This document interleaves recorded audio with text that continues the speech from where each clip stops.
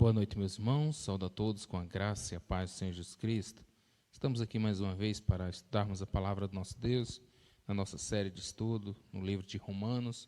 E hoje nós estaremos vendo o final do capítulo 2 e o início do capítulo 3, que tem como título, dado por John Stott, a essa série de estudo, a esse bloco de estudo, melhor dizendo, como confiança mal colocada. Para buscarmos entender um pouco melhor sobre o contexto da introdução de Romanos, os primeiros capítulos de Romanos, nós estaremos assistindo um breve vídeo que explica muito bem, achei muito interessante a explicação do contexto dessa carta escrita por Paulo aos Romanos. Logo após, nós estaremos meditando sobre as questões para a nossa reflexão levantadas por John Stott. Vejamos o vídeo agora. A carta de Paulo aos Romanos é uma das coisas mais longas e significativas já escritas por aquele que antes era conhecido como Saul de Tarso. Ele era um rabino judeu, pertencente a um grupo conhecido como fariseus, e ele era apaixonado e devoto à Torá de Moisés e às tradições de Israel. E ele via Jesus e seus seguidores como uma ameaça. Mas ele teve um encontro radical com Jesus ressuscitado, que o enviou como um apóstolo, como um representante oficial para o mundo do povo não judeu, chamado de gentios na Bíblia. E então ele começou a usar o seu nome romano, Paulo,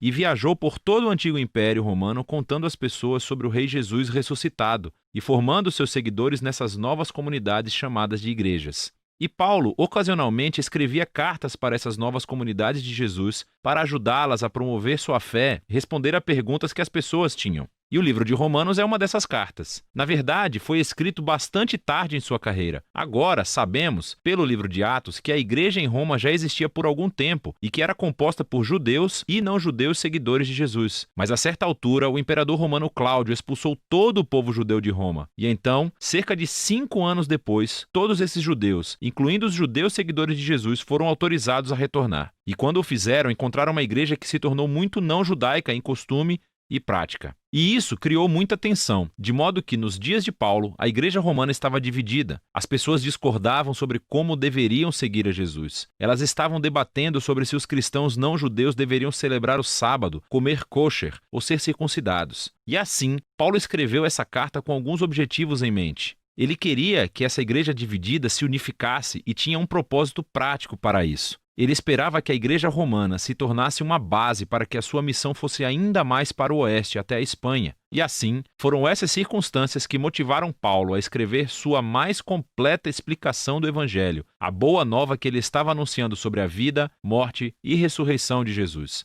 A carta foi criada para ter 4 movimentos principais, mas é unificada como uma longa e fluente exploração do Evangelho.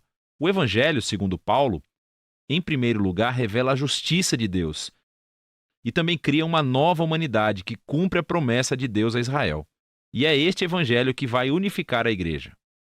Nesse vídeo, vamos explorar as ideias dos capítulos 1 a 4. Então, Paulo começa se apresentando como um apóstolo designado por Deus para espalhar o evangelho sobre Jesus, sobre como ele é o Messias de Israel, que ressuscitou dentre os mortos como Filho de Deus, Rei das Nações. E agora, Jesus chama toda a humanidade a estar sob seu domínio de amor. E Paulo diz que as boas novas do Rei Jesus são, antes de mais nada, o poder de Deus para salvar as pessoas que confiam nele e depois revelam a justiça de Deus. Ela descreve o caráter de Deus que sempre faz justiça, o que é certo e o que é bom, mas também que ele é fiel e justo para cumprir suas promessas. E Paulo está dizendo que a história de Jesus nos mostra como Deus fez essas duas coisas. Mas como? Bem, primeiro ele reconta de uma forma longa e criativa a história do Gênesis nos capítulos de 3 a 11. Ele mostra como todo o mundo gentil, todas as nações estão presas em um ciclo de pecado e egoísmo. O coração e a mente humana estão partidos, afirma Paulo. Nos afastamos de Deus para abraçar a idolatria, o que significa encontrar significância suprema em coisas criadas e dar maior fidelidade a essas coisas que não são Deus. Isso resulta em uma distorção da nossa humanidade e comportamento destrutivo. E então, o que resta é uma humanidade que vive uma vida de acusações diante de um Deus justo, o qual o povo de Israel pode dizer: bom, parece que Deus fez uma boa decisão quando escolheu o nosso povo dentre as nações. Ele nos salvou da escravidão no Egito. Ele nos deu as leis da Torá, como o sábado, comer kosher, a circuncisão, e todas essas coisas juntas nos mostram como viver como o povo santo de Deus. Mas Paulo diz: calma aí, gente. Ele lembra a história da Torá e do resto do Antigo Testamento, que mostra que Israel era tão corrupto quanto o resto da humanidade. Israel é mais culpado do que os gentios, diz Paulo, porque eles têm a Torá. Eles deveriam saber. Muito bem, depois de termos observado a introdução por esse curto vídeo, muito interessante, por sinal, agora estaremos meditando nas questões para a nossa reflexão levantadas por John Stott. Nesse estudo, especificamente, John Stott ele levanta bastante questões pessoais, questões que nos levam à reflexão do nosso dia a dia, do nosso convívio, de coisas que realmente estão relacionadas a situações práticas. E a primeira que ele já levanta é uma dessas questões. Ele fala em quais são algumas suposições falsas que as pessoas fazem sobre alcançar o favor de Deus. Assim como os judeus da época do apóstolo Paulo, ali em Roma e em todo aquele contexto do Império Romano, muitos se orgulhavam por fazer parte do povo da aliança e tinham essas pressuposições equivocadas que agradavam a Deus apenas porque eles eram um povo diferenciados. Na verdade, hoje, muitas pessoas também vivem esse equívoco. E aqui nós podemos citar algumas, infelizmente não temos tempo para citar tantas, mas podemos citar o fato de pessoas fazerem promessas a santos, achando que o cumprimento de promessas que eles fazem vem agradar a Deus, para obter o favor de Deus, e então eles pedem ao santo que intermedia o contato com Deus e assim alcance esse favor. Esse é um grande equívoco, mas que muitas pessoas ainda hoje acreditam nisso.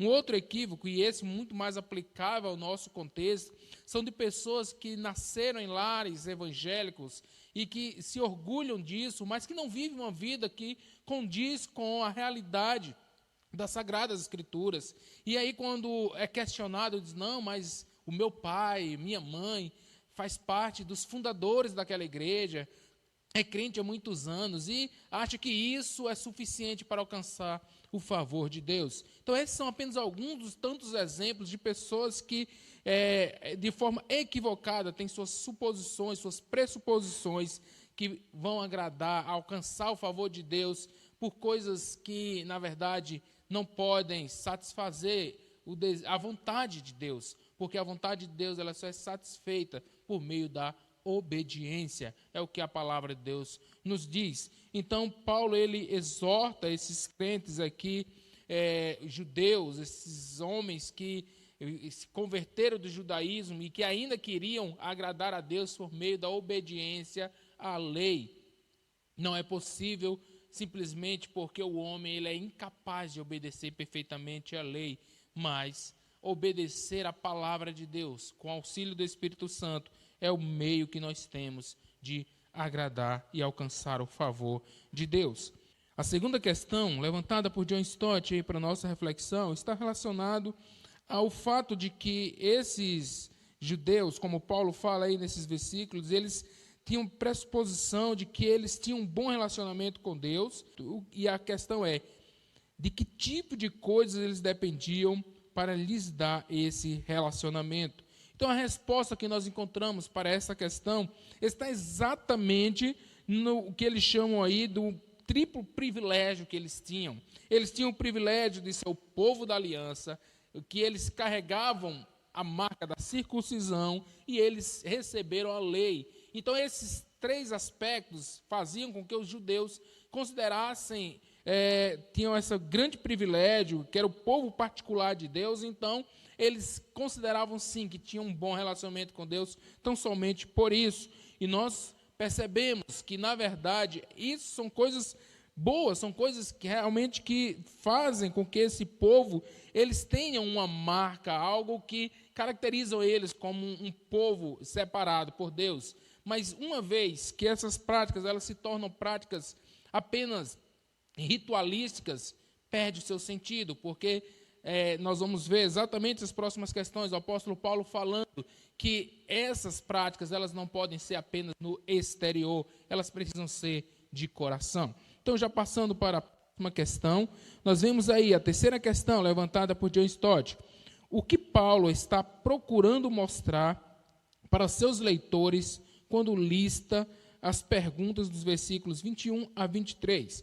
Nós observamos aí que Paulo ele faz uma série de 4 perguntas retóricas que vai exatamente buscar fazer com que esses judeus, fazer com que esses cristãos oriundos do judaísmo, eles tenham consciência de que, na verdade, eles estavam vivendo uma vida incoerente.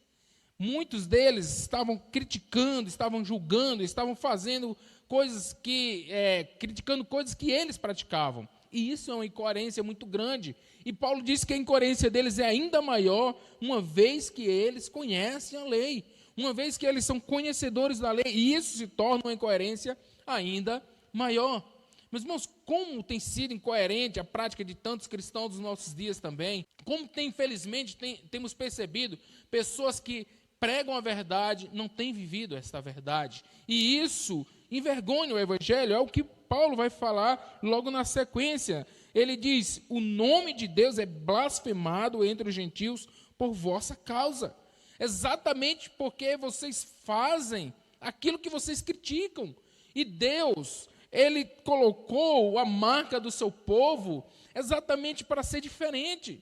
Mas nós vemos isso ao longo das Escrituras, por diversas vezes. Deus olhava para Israel, olhava para o povo judeu e percebia que práticas, às vezes até mais horríveis do que o povo que ele tinha expulsado daquela terra praticava, o povo agora estava praticando. Um povo que foi separado para ser um povo santo, exclusivo de Deus, se apaixonaram pelas práticas desse mundo, se envolveram com as práticas desse mundo, infelizmente envergonharam o nome de Deus, o nome que eles carregavam com tanto orgulho. Assim também, mais uma vez, eu trago para nossas vidas essa reflexão. Meus irmãos, nós temos o privilégio de carregarmos o nome de cristãos, pequenos cristos, pessoas que foram alcançadas pela graça do Senhor Jesus, pessoas que verdadeiramente são transformadas por esta graça. Não temos o direito de podermos viver uma vida diferente daquela que o próprio Deus tem designado para nós. Deus, Ele exige dos seus verdadeiros discípulos, dos seus verdadeiros seguidores, fidelidade. E só assim nós podemos viver uma vida íntegra na presença do Senhor, para não envergonharmos o Evangelho, para não envergonharmos o nome que nós carregamos, que nós herdamos pelo Senhor Jesus Cristo, de cristãos, de servos do Senhor, de pessoas verdadeiramente transformadas. É uma reflexão séria que nós devemos fazer constantemente. Como nós temos vivido? A nossa vida tem glorificado ou envergonhado o nome de Deus? Nós possamos realmente fazer essa reflexão constantemente. A próxima questão, levantada por John Stott, está aí agora apontando para essa ideia da circuncisão de coração, falada por Paulo. E ele diz o que significa essa circuncisão de coração. E depois ele lança mais uma vez uma questão pessoal para a nossa reflexão. Como nós temos sentido o Espírito Santo operando em nossos corações? Relacionado ao que significa ser circuncidado de coração, ou ter o coração circuncidado, nós entendemos que isso aponta para uma obra gloriosa do Deus no nosso interior. É bem verdade, meus irmãos, que nós não podemos desassociar uma coisa da outra, porque nós sabemos, e o próprio Deus ele deixa isso claro, lá nessa mesma carta aos Romanos, mais para frente, ele diz que com o coração se crê, mas com a boca se professa para a salvação. Nós sabemos que a obra interior operada pelo Espírito Santo, ela se manifesta exteriormente pelas nossas obras, para a glória do nome de Deus. Mas também, infelizmente, existem muitas pessoas que praticam as obras de uma forma equivocada, para ganhar notoriedade, para serem destacados. Era o que estava acontecendo aqui. Muitos deles praticavam essas obras, não para a glorificação do nome de Deus, mas para a sua própria glória, para que eles próprios fossem reconhecidos. E isso era vergonhoso para o povo de Deus. Então, Paulo, ele critica esse tipo de prática. Ele diz, olha, a verdadeira circuncisão, na verdade, os verdadeiros, aqueles que são verdadeiramente povo de Deus, esses são aqueles que são circuncidados no coração, são descendentes espirituais do povo de Deus, não apenas aqueles que são descendentes físicos, e por isso que a obra da circuncisão, que é feita no coração, é uma obra feita pelo Espírito Santo, fundamentada nas Escrituras. É o que Paulo diz aí no versículo 29. Então, essa é a ideia principal, que a circuncisão de coração é um completo arrependimento na presença de Deus, é um tirar de tudo aquilo que nos envolve, que nos separa de Deus, é nos lançarmos completamente na presença de Deus, declarando que somos completamente dependentes da graça e da misericórdia dele nas nossas vidas, que é a ação do Espírito Santo nos conduzindo de glória em glória, a cada dia, nos transformando, nos moldando à imagem do seu Filho Jesus Cristo. Isso comprova que verdadeiramente somos transformados, que o nosso coração foi transformado pela graça de Deus. Essa é a intenção principal do apóstolo Paulo. A próxima questão, agora para a nossa reflexão, está aí questionando sobre uma afirmação de Paulo, já no capítulo 3, no início do capítulo 3, que fala que os judeus, eles foram confiados os oráculos de Deus. E nós sabemos sim que isso é uma verdade. Como o Paulo está dizendo aí, os judeus, eles tiveram esse privilégio. Eles foram um povo escolhido por Deus, e por meio desse povo, Deus transmitiu as Sagradas Escrituras, não somente os mandamentos, não somente a Torá, mas toda a Escritura, como o próprio Paulo fala quando escreve a Timóteo, que é inspirada por Deus, que é útil. Toda essa Escritura do Antigo e também agora do Novo Testamento, que foi direcionada basicamente por o povo judeu, poucos foram os autores não judeus também do Novo Testamento, mas quando nós olhamos para o Antigo, nós vamos ver a completude da obra de Deus confiada às mãos dos judeus. E isso era um grande privilégio, como hoje também, meus irmãos, nós temos esse privilégio, não apenas de compreender a parte, mas o próprio Deus já revelou, já descortinou a revelação da sua Escritura, para que nós hoje pudéssemos ser alcançados. Hoje nós temos o privilégio de carregar conosco a compreensão que o próprio Espírito nos dá das Sagradas Escrituras. Nós, como povo judeu, foi confiado os oráculos de Deus. A nós agora também é confiada a propagação desta mensagem. É confiada a nós, e tão somente a nós. É interessante que o apóstolo Pedro, ele fala aos anjos. Eles tinham o desejo de fazer essa obra, de propagar o Evangelho, mas Deus nos deu o privilégio de sermos os propagadores, de sermos os anunciadores dessa boa obra. Então, nós também temos esse grande privilégio, mas temos que reconhecer, com grandes privilégios também vem grandes responsabilidades. Não podemos nos calar, não podemos permitir que as pedras venham clamar, mas que nós possamos verdadeiramente ser propagadores dessa mensagem de boas novas. E aqui, meus irmãos, cabe ressaltar que os dias têm sido cada vez mais complicados, os dias estão cada vez piores, e diante desses dias maus que temos enfrentado, é bem certo que em muitos momentos não vai ser fácil proclamar essa palavra. Nós temos visto nossos irmãos em diversas partes do mundo sendo perseguidos por proclamar a palavra do Senhor. Recentemente foi promulgada uma lei ali na Bolívia que criminaliza aqueles que evangelizam. Ou seja, se alguém for encontrado falando da palavra do Senhor para outra pessoa, ela pode ser presa. E, infelizmente, situações como essa é comum pelo mundo afora. Nós ainda vivemos num país que tem uma certa liberdade de expressão, apesar de nós termos percebido que as leis elas estão cada vez mais se voltando para tentar impedir. Recentemente nós vimos pessoas mal intencionadas pegando uma palavra fora do contexto de um dos pastores durante um culto para usar contra ele ali, quando estava assumindo o Ministério da Educação. Tudo isso, meus irmãos, é investida do inimigo para tentar calar a nossa voz. Mas diante de tudo isso, nós precisamos lembrar, nós temos não medo, mas nós temos a ousadia, a intrepidez, a moderação, o poder de Deus em nossas vidas, que é a presença do Espírito Santo, para proclamarmos essa palavra. Não podemos ficar calados. Temos sim esse privilégio, temos sim essa responsabilidade e precisamos cumprir com o chamado do Senhor em nossas vidas. Próxima questão, levantada por John Stott para a nossa reflexão. O que você falaria para uma pessoa que diz que está feliz por ter caído profundamente no erro? Porque dessa forma, Deus pode mostrar o quanto Ele é bom e quanto Ele perdoa. Meus irmãos, não tem como um verdadeiro servo do Senhor dizer que ficou feliz em cair no erro. Não tem como, porque na verdade a palavra de Deus nos mostra que o pecado, ele faz separação entre nós e o nosso Deus.